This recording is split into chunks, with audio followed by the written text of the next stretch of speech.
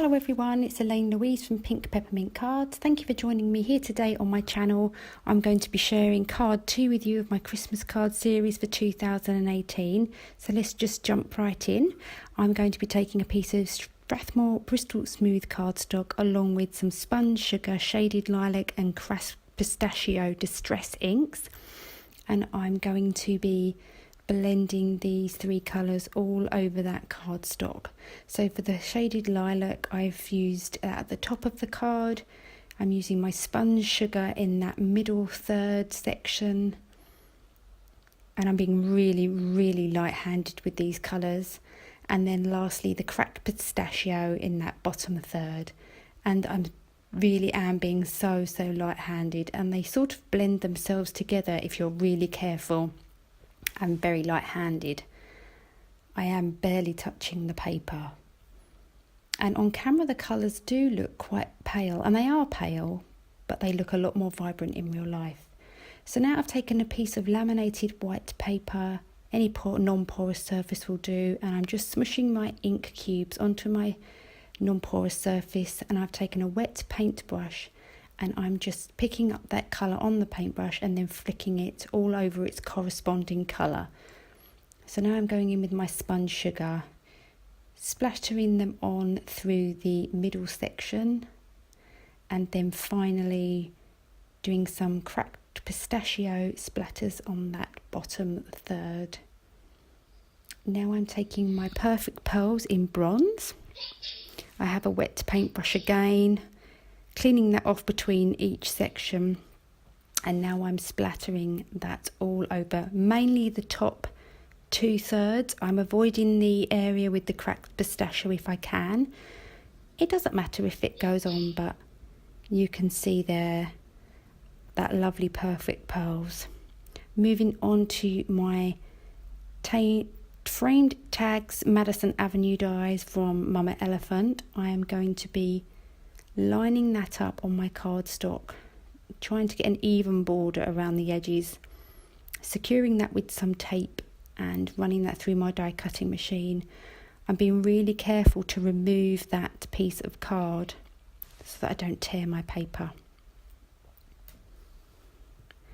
And that frame got stuck in my die, so I'm using my piercing tool, and then I have my 3 pieces to make my card with.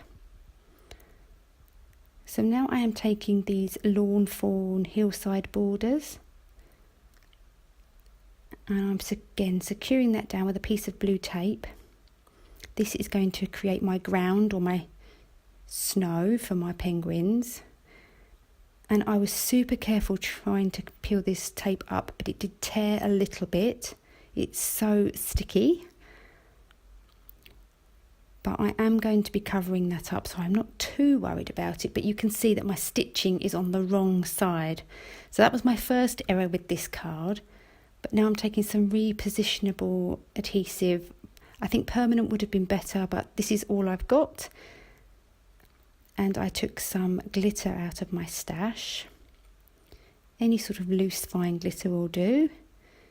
And I'm just tapping that all over that panel. I've just sprayed the glue on, and it creates a really nice sparkly shimmery grounding for my penguins, which hopefully look like snow. I created that pastel border quite some months ago and haven't used it, and I thought this would be perfect. So that's why my ground is green. It was going to be a meadow scene, but I thought it'd be perfect for these penguins today. So I have green snow, but it's okay. So now I'm just going to secure down that really thin border, and I'm doing that by putting that frame back in place and then popping some of this gel pen all around the edges. I've sped this up quite a lot. It did take me a little bit of time, but it was worth it. I think it finishes off the card really nicely. So then I can just pop that skinny little frame all back in all round the edge.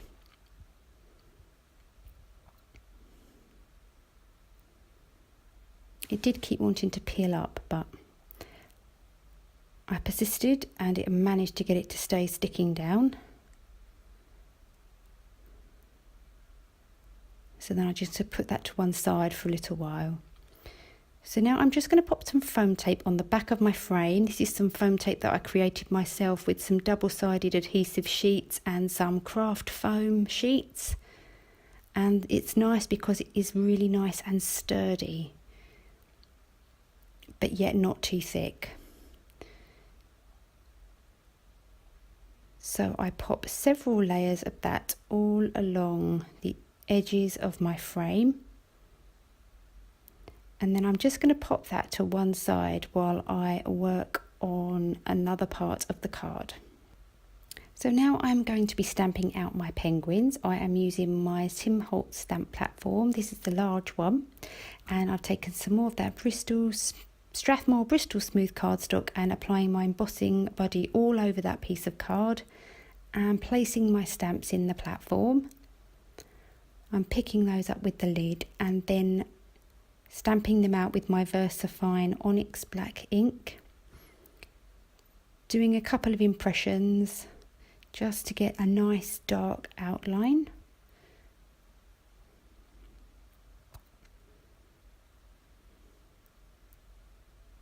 And then I can move on to heat embossing these penguins.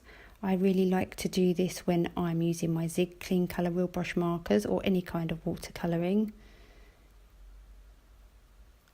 I find it just a nice finish as well. It's nice and glossy and the critters keep their glossy little eyes. So now I'm moving on to the colouring. So I'm using my Zig Clean Colour Real Brush markers and I will pop all the colours I've used down below in the description box, along with all the supplies used for this card. So the only thing I haven't shown in this colouring is the colouring of their little pink cheeks. I did that off camera at the end. I kind of forgot to do that, so I just did that quickly with some pink haze. And I'm trying to use colours that will fit in nicely with the background of the card base that I created. And I was really happy with how they turned out. I wasn't too sure when I was colouring it whether the colours were going to match, but I think as they dried back, I think they ended up working really well. So now I'm going to turn on some music and let you watch the colouring.